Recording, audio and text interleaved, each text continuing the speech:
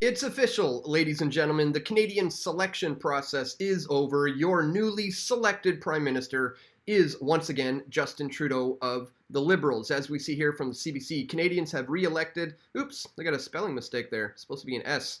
Canadians have re-selected a Liberal minority government. Final seat tally may not look very different from composition of the House of Commons when it was dissolved. Yeah, so basically, same old, same old. Nothing's changed. It's almost like as if this whole election didn't even happen.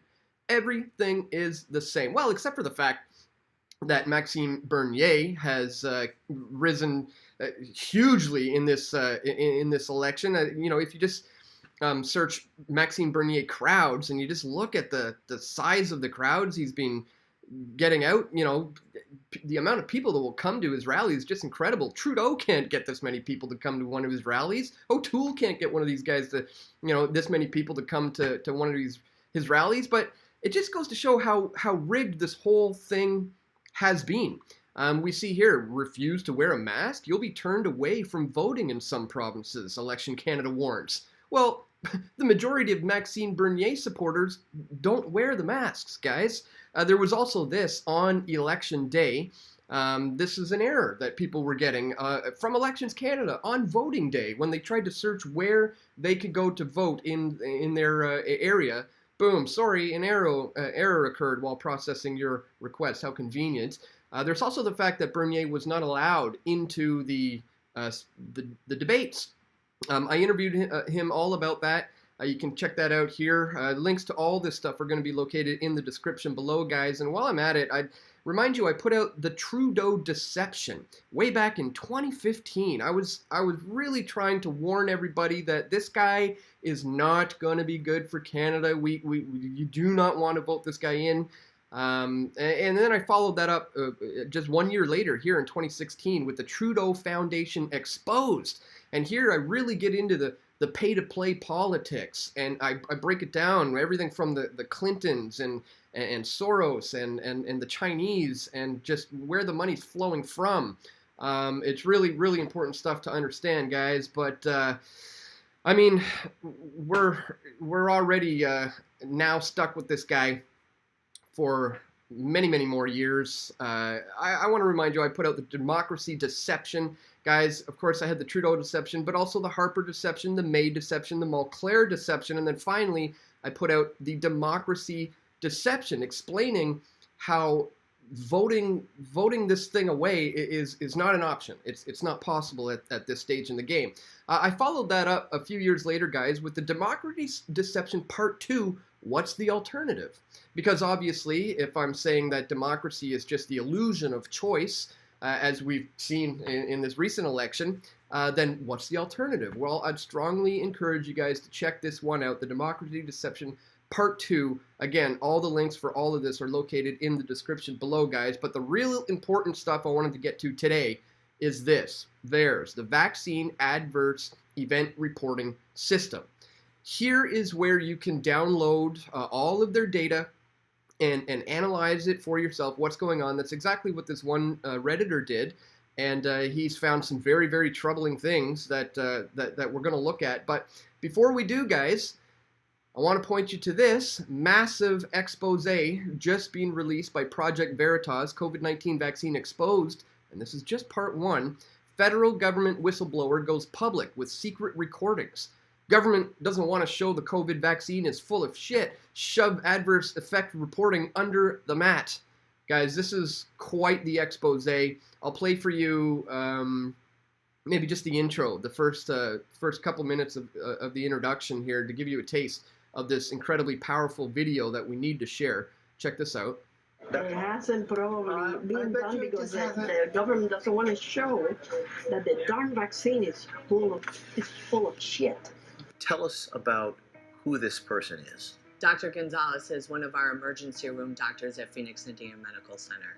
And she's a federal employee? Correct. Now you got this guy in room 4 who got his second dose of vaccine on Tuesday, has been short of breath. He's got probably myocarditis. Yes. oh, this is bullshit. And Now, let's see. probably myocarditis due to the vaccine. Right. But now they're not going to blame the vaccine. Well, and you know what? But he has an obligation to report that, doesn't he? They are not reporting Right. because they want to shove it under the mat. What patient was she referring to? She was referring to that patient, that 30-something-year-old patient that had congestive heart Congestive heart failure. And in that particular patient's case, it was not reported. No. The problem in here, they are not doing the studies. People that had it, you know, and the people that have been vaccinated, they're not doing any antibody testing. It's super fishy. Not that it hasn't been done, it hasn't been published. It hasn't probably been bet done you it because just hasn't. the government doesn't want to show that the darn vaccine is full of shit. The government doesn't want to show that the vaccine is full of shit. It's not doing what its purpose was. May I see your badges? You're Jody O'Malley, the Department of Health and Human Services. This is the United States government identification. Brave lady. I'm looking at the CDC website. It says that you're required to report adverse events following vaccinations. One of those would be congestive heart failure. Yeah, it's a huge one. Were there other instances that they didn't report? Oh, I've seen dozens of people come in with an adverse reaction. Yeah, it's really sad. She had just come back from surgery, from leave. So what are we looking at here? You're looking at me transferring her to a higher level of care that could handle her condition. And this is a colleague at your hospital who got sick. She didn't want to take it because of her religious beliefs. And she was coerced into taking it.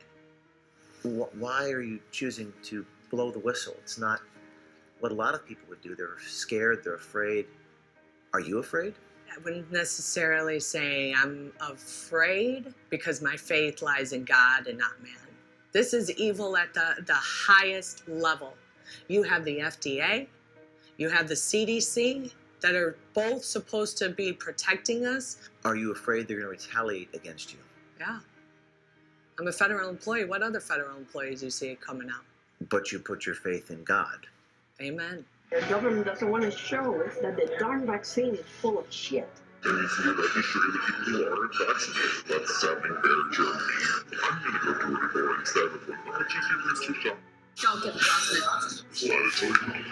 She didn't want to take it because of her religious beliefs. She was coerced into taking They it. are not reporting because they want to shove it under the mat. Why are you choosing to blow the whistle? Are you afraid? I wouldn't necessarily say I'm afraid. My faith lies in God and not man. Wow. Really powerful expose. The rest of the video is only 9 more minutes, so be sure you guys go and actually watch the full video. Links for all of this are going to be located in the description below. They're clearly not reporting all the adverse health reactions that people are having to this vaccine, and Project Veritas just blew that wide open. It's pretty incredible. Let's look at some of the things they are reporting. And this is quite troubling. Of the 558,784 adverse reactions reported to VAERS in 2021, so already well over 500,000 adverse reactions have been reported. So of those, 15,527 issues with menstrual cycles, periods, and or heavy bleeding with adverse reactions being reported within 13 days on average of inoculation. Some women reported missing their periods for 60 to 90 days, and some have not had a menstrual cycle since their inoculation. There have been 843 miscarriages. There have been 3,574 reported cases of Bell's palsy within 29 days of inoculation on average, some as young as 12 years old. There have been 6,955 deaths.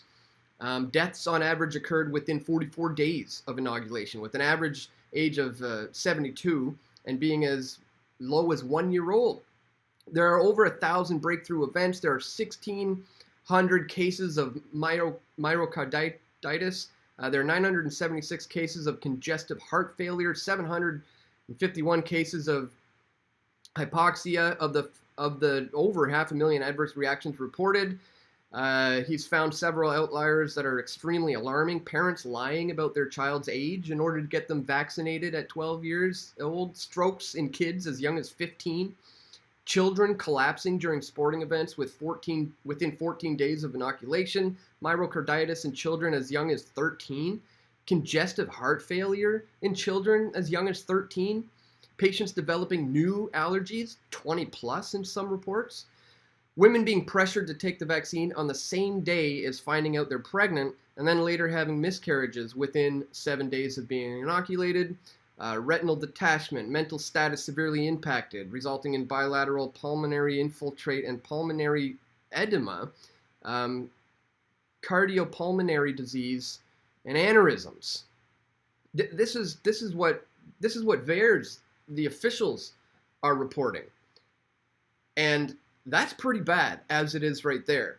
Like, for a virus with a 99.97% recovery rate, why on earth anyone would jab themselves with this highly experimental and clearly very dangerous vaccine is beyond me. And especially now that we have exposés like Project Veritas coming out showing that that's just the tip of the iceberg. That's nothing.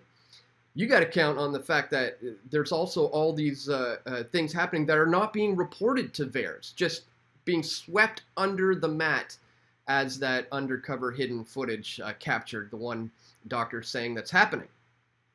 So this is pretty big deal, guys. This is a pretty big deal. Again, I want you to think about the implications here of what this really means. And you know, this lady's pretty brave to go on the record like this. We really got to, you know, support these kinds of whistleblowers. And I look forward to part 2. Again, this is just part 1 of Project Veritas's latest expose. Part 2 will probably be out soon. But I'm going to leave it at that for today, guys. You know, as we said, the federal selection is over here in Canada, and it looks like it's going to be some more troubling times moving forward under this absolute psychotic tyrant. Don't forget to check all the links in the description, guys, to where you can find all my previous videos exposing this scumbag for who he really is, showing all the ties that he has to like the Soroses and the Clintons, and don't forget to watch the Democracy Deception as well, guys. The Trudeau Deception, the Democracy Deception, Part 1 and Part 2. Again, links for everything is located in the description below, guys. If you appreciate my efforts to bring you this information, please also check us out here at pressfortruth.ca/donate. Here you can do a one-time donation with PayPal. You can contribute Bitcoin. You can become a patron by clicking on that banner there. You can contribute other cryptocurrencies here. You can sign up for a monthly recurring contribution by clicking on this right here. You can also send an e-transfer to dan@pressfortruth.ca, and we also accept, you know, cash, checks, equipment, and simply just words of encouragement. If you'd like to do that, you can send that to my P.O. box. Again, links for all of this are located in the description below. That's all for today, guys. I want to thank you so much for tuning in. Be sure to share this video if you found the information to be useful, and stay tuned. We're going to have more video reports coming soon. This is Dan Dicks reporting for Press for Truth. We all want truth.